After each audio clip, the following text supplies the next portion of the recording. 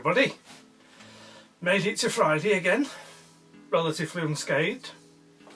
So today, it's Robinson's Old Tom. It's only a small bottle, 330ml, but it's 8.5% by volume, so it should have a bit of a kick to it.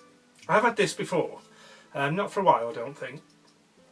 I'm going to be opening it with my very Spyderco-esque San Remu, sent to me by my good friend Mr. Spearman. Bottle opener on the end.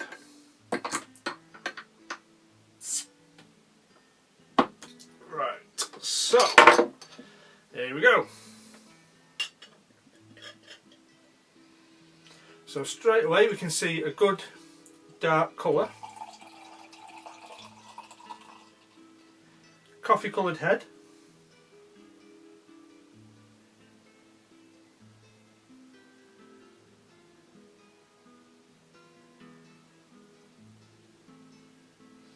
Make sure we get every one of those 330ml into the glass.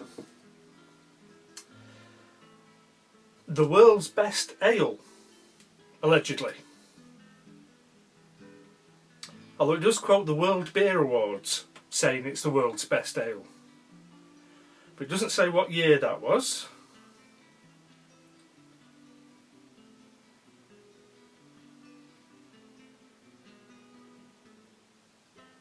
Gold medal winner SIBA 2014. And this is Stockport Brewery in the north of England.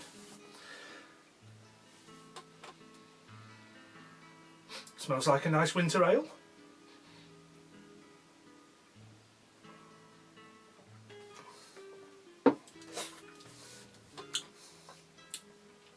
That's nice. Nothing fancy, just a deep, rich, nutty, dark ale. Lovely. So, to business, I'm doing a request video. A request from EDAtoZ that I've been meaning to do for quite a while. He wanted me to do a side-by-side comparison of 3 case knives. 2 of the knives you're going to see were sent to me by Ed. The Little Brown Peanut and the limited edition Barlow. The Stockman I already had. But Ed asked me to do a video showing them side by side and looking at how the different quality levels, the different ranges, stack up against each other. So that's what we're going to do. Okay, so these are the 3 knives we're going to look at. The first one is a Case Peanut, and this is representing the basic quality level. So we've got a standard 2-blade peanut, slip joint. Now what I will say is that if there are rules and standards set by Case to define different quality levels, I'm not aware of them. All I'm doing is a show and tell and giving you my thoughts on what I see here. The next one is a medium Stockman, standard mass produce, usual 3-blade pattern. And then the third one is the handmade limited edition Case XX Barlow.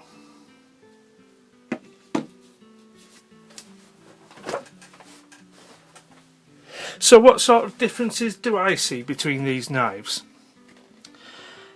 Well, the first couple of differences are, I think, the most obvious. On the Peanut, we've got synthetic scale material, Delrin. It's been coloured and textured to represent or appear to similar to dyed jigged bone. The blades, the finish is quite a coarse satin. Now, the edge is very shiny because I've been sharpening and stropping it. Didn't come polished like that, but we've got this very matte satin finish with the vertical grind lines on both blades. It's a good working finish. There's no particular need for a high polish on an everyday folding knife, an everyday user. But those are the two main things. We've got the satin blade finish and the synthetic scales. Whereas if we move up to the sort of standard quality, mass produced, we get polished steel blades, which do show the thumbprints. Get my paw marks off there. So, high mirror polish, and the scales on this are bone. And this, I believe, is Bermuda green, if I remember correctly. Jigged bone. Lovely. And on the case XX, again we have the high polish on the blade and real bone on the scales. What else would seem to set these apart? Well, when you look at the fit and finish, there is something that these two have in common, which the case XX doesn't. When you look at the back, and this may become more evident in the stills at the end, the back springs and the brass liners and the centre spacer have all been nicely polished, particularly on the Stockman, and they fit together rather well, but they do look as though they've been polished and finished separately and then assembled, whereas on the case XX, I'll just give that a wipe, the finish looks much more like it's been assembled and then finished afterwards, because the various layers of brass and steel make a much more uniform surface, whereas you have got slightly different radiuses and slightly different heights and slightly different levels of polish. I mean, it's very nice, it's very well done, but it doesn't look as flat and uniform as it does on here. Some of the other things that set the different knives apart: the level of fit in other areas of the assembly. For example, there's no sharp edges here and here, there's no steps up or steps down, but the joins don't look as flush as they might do, whereas on here it's much closer tolerances on the handmade one, and similarly along the back it's just a lot nicer. There isn't really, other than these things, a great deal to pick out and say that the basic Peanut is not as good as the others. The blade centering's not bad at all. The blade centering on the handmade one's pretty good.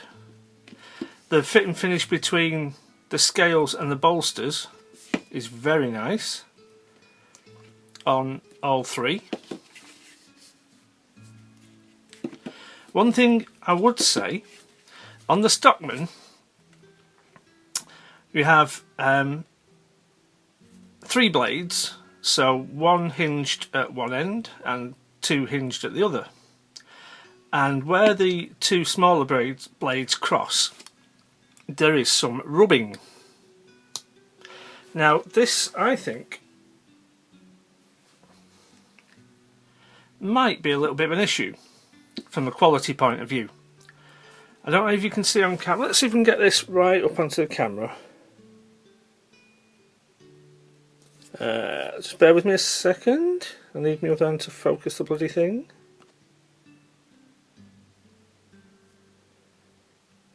There's a big scratch there, if I can get it to focus. And it doesn't want to, bugger. Big scratch there from blade rub. Now I've checked on some other knives in my collection where the blades cross. A Hen and Rooster Stockman, a Rough Rider Stockman, and a Boca Tree brand Congress. And they all do have marks on the blade from blade rubbing. But on the others, it's almost invisible. You'd only really notice it if you went looking for it. But on the case, where the spay blade goes in against the sheep's foot, there's a very definite mark. Now whether that's characteristic of case, I don't know. But looking at the other three that I've compared it to, they're all very, very minimal compared to this. And that's really all I've got to offer on this one. They're all extremely nice knives. The most basic is a perfectly good, well-made knife, no blade play, nice half stops.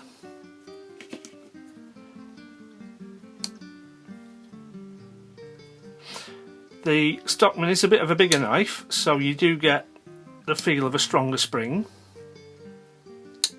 But apart from the natural bone and the high polish, I don't think you're getting a massively different deal. But with the handmade knife, I think there's a lot going for this. The tolerances are a lot tighter. You can tell certain processes are done differently, the way it's finished by hand. And it is a lovely, lovely thing. Very strong back springs, but then it is a heavy, bigger, heavier knife. So we'll show some pictures, and bearing in mind that you could probably buy this one in the UK for about £42, and if you bought a new Case XX knife, it would probably cost you about £150 in the UK. So there's a big difference in price, but the difference in quality, I think, is quite subtle. So I hope you found that interesting, and thanks for watching.